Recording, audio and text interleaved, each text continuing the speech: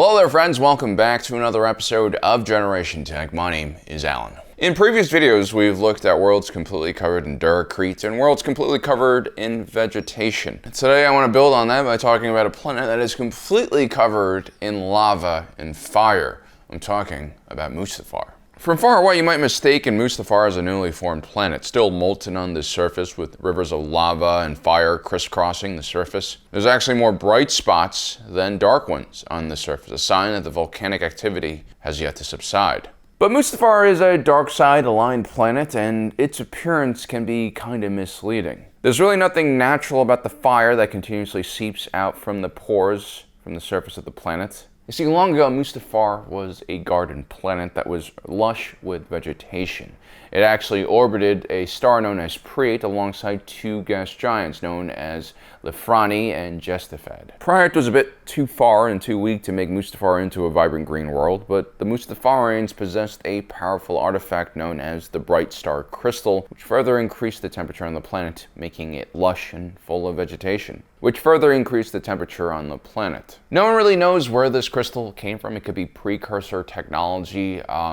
During the High Republic period, this Bright Star Crystal was actually used to remove midichlorians from a rogue dark side force user, and also it's been said that the Bright Star can be used as an energy source for a lightsaber. So I'm guessing it works similar to a kyber crystal of some kind. It's definitely connected heavily to the Force. Now, long ago, a Force-sensitive couple lived on the planet, the Korvaxes. They were in peace with the natives, but they had enemies from off-world. Now, these foreign invaders would attack the planet and end up killing the husband, Dorwin. Lady Korvax, in her desperate grief, would try to revive him with a device known as the Aeon Engine. The Aeon Engine needed a really powerful energy source, and so Lady Korvax would steal the Bright Star Crystal from the Mustafarians. However, the whole process would end up disastrous. The Aeon Engine would send out waves and waves of deadly energy that would actually trap her husband in between the living world and the next. At the same time, it shifted the orbit of Mustafar so that it was now twinned with the gas giant of Jestifad. I say twinned and not mooned because the other gas giant, Lefrani, had enough gravitational pull on the planet of Mustafar to make sure that it maintained a planet that had its own unique orbit around Preet. But still, the magnetic field and gravity from these two gas giants pulling at Mustafar's surface devastated the planet, turning it into a hellish volcanic landscape that we all are now familiar with. There are other claims that the Korvaxes were actually Jedi, and the struggle they had were against the Sith, and the Force powers used in this clash devastated the planet and sent it on this orbital path. We're not really sure. On a side note, I have to say that the Korvaxes kind of sound like the Celestials to me. You know, like that family, the father, the son, and daughter. The Celestials were this race of super beings, and they had the power to manipulate entire solar systems, move around stars and black holes. So, you know, like the Aeon Engine kind of sounds like something that they might have created themselves. These Celestials were just at a different stage in their civilization and development. But then again, this idea of the Jedi and Sith and their, endless clash devastating another world full of innocent beings kind of fits the larger Star Wars narrative. Anyway, it's actually quite impressive that Mustafar was able to still maintain its shape after this cataclysm. Mustafar is quite a small planet at just around 4,200 kilometers in diameter. That's roughly the same size as Mars. The planet's core was completely destabilized by this event, which of course leads to the lava flow everywhere, the constant earthquakes, and also the dramatic plate tectonic movements. All those red spots on the surface of the planet were seas of lava, and so much of the planet's crust was actually liquid and in constant motion. There are also thousands of major eruption points bringing lava from the outer core to the surface, and the perpetual gravitational force bombarding the planet continued this process. The atmosphere and climate was just as chaotic. You had clouds of ash, toxic and acidic rain, massive continent-wide lightning storms, thunderclouds that were dozens of miles high. Very few life forms actually survived this cataclysm, and the Mustafarians that made it all basically hid underground in caves. Their insectoid bodies provided a degree of protection from the heat, but they would have to learn how to utilize heat-resistant materials to make shields and tools to survive. Now, generally speaking, young worlds like our own Earth gradually begin to cool down. All that volcanic activity and the lava starts to cool down as well. You start to see the formation of oceans. Maybe the atmosphere becomes less toxic if all the building blocks are in the right place.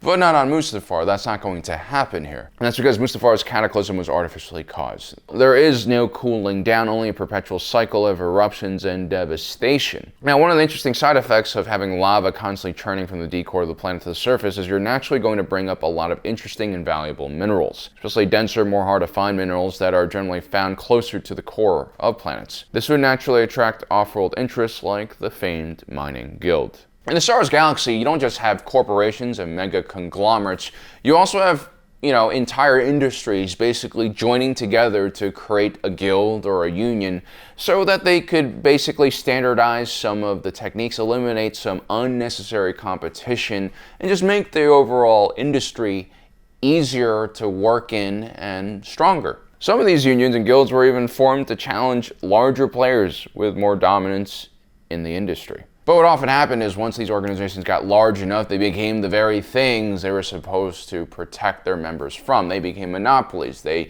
started enacting predatory behavior to basically gatekeep other people from those industries. These organizations were large and powerful enough to not only stake huge claims on the surface of a planet, sometimes they would even take over the entire planet, especially if the local populace was less organized or primitive, as was the case with the local Mustafarians. There were two main groups of Mustafarians, and they were quite small in number. You had the taller and thinner North Mustafarians, and the more stocky and short Southern Mustafarians. They were definitely intelligent beings, and they were extremely tough and robust to have survived so long on such a horrible planet. But the tough conditions on this planet, the cataclysm that occurred, also prevented these Mustafarians from developing into a more complex society. Roughly around 300 years before the Clone Wars started, the Techno Union arrived on to Mustafar and claimed ownership of the planet. We've done videos about the Techno Union before. They have a ridiculous portfolio of companies beneath their control, ranging from Blastech, which controls most of the small arms industry in the galaxy and supplied the CIS, the Republic, the Empire, and the New Republic with huge contracts. The Techno Union also controlled Quadrav Yards, the largest shipbuilding company in the galaxy. They also controlled Bactoid Industry, the most prolific droid manufacturer in the galaxy. You're starting to see the picture here, right? This is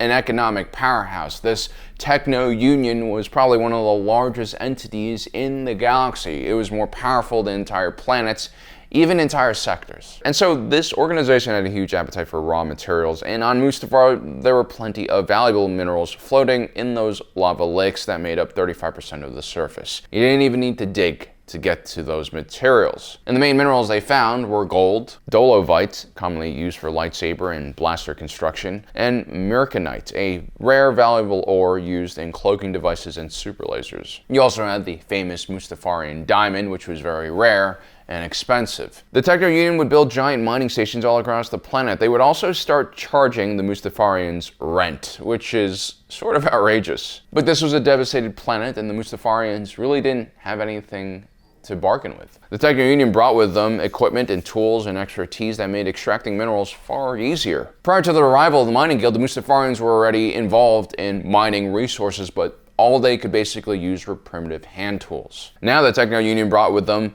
ore extraction techniques that were state-of-the-art. For instance, they used electromagnetic fields to bring valuable elements up to the top of the lava flow, making the whole process of extracting minerals a lot easier. The Techno Union would train the Mustafarians, give them new tools to use. They would even build them small little shanty mining towns.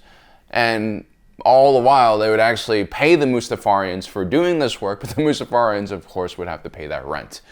Really slimy stuff. The equipment that the Techno Union provided to the Mustafarians were also mostly Bactoid-made products from, their own holdings, and they weren't really even spec'd to properly handle this kind of heat. In general, this was a very dangerous and thankless job. The Mustafarians were kind of cool with it. The Techno Union exploited the Mustafarians for over 3 centuries, and because they were basically paying no wages here, or at least those wages were going right back to them because they're the landlords, this is probably one of the most profitable things on the Techno Union's portfolio. Now, Darth Plagueis' lobbying group, Dumbass Holdings, also had a presence on Mustafar as well, and during the lead up to the Clone Wars, Mustafar was a perfect place to conceal a massive battle droid factory that would be hidden in a mountain right beneath the Klegar core mining facilities. You can kind of say that this planet was always a huge part of the Sith's plan. As a matter of fact, Emperor Palpatine would keep 4 sensitive babies he had kidnapped in a hidden facility on Mustafar. These children would eventually become the first Inquisitors for the Empire. The harsh conditions that kept most souls away from Mustafar also attracted another type of group, criminal groups. The Black Sun Syndicate, led by fallen nobles, were one of the largest and strongest criminal organizations in the galaxy in the years leading up to the Clone Wars. They dabbled in various enterprises, but were best known for hiring out their army of thugs and enforcers to the highest bidder. They would create their own fortress on Mustafar, which would serve as their headquarters for their operation, until the fallen Sith Maul kills their entire operating board. The Cataclysm on Mustafar also attracted all sorts of dark side users and cultists. Before Vader established his presence on the planet, you had different Darksiders looking for Lady Corvax's Aeon machine.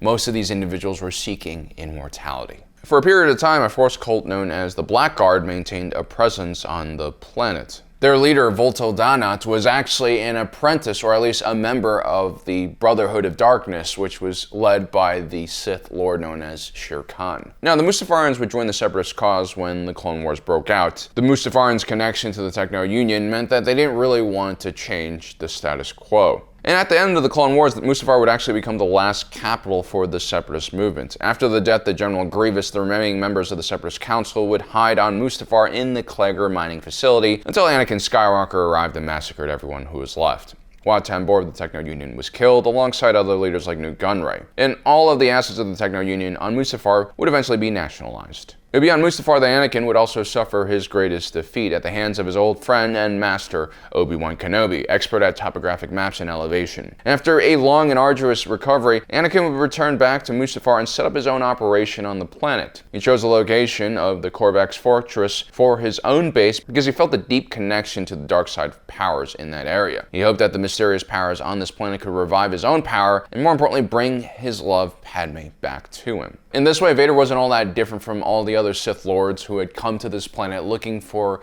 Lady Corvax's Aeon machine.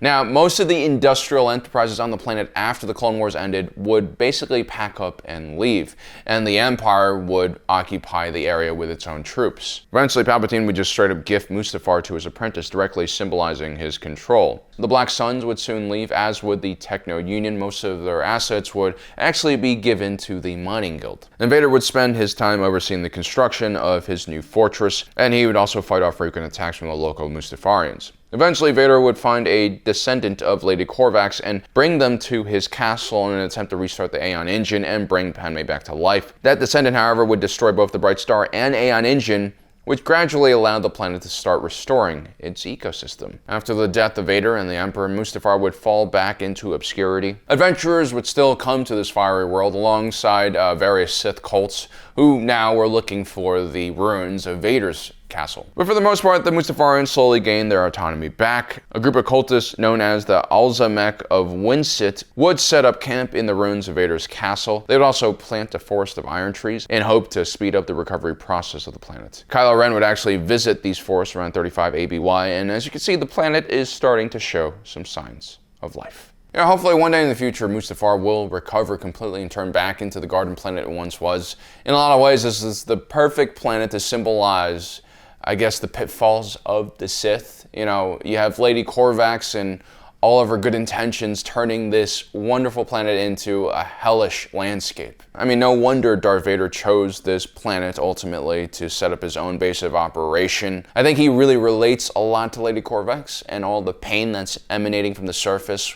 Well, he's probably just like leaning into it a little bit. I don't know if Vader's the kind of guy who would self-pity, but he definitely likes those strong emotions. He definitely does. Well, guys, I hope you enjoyed today's video. Don't forget to subscribe and hit that notification button down below so you don't miss out on the rest of our awesome content.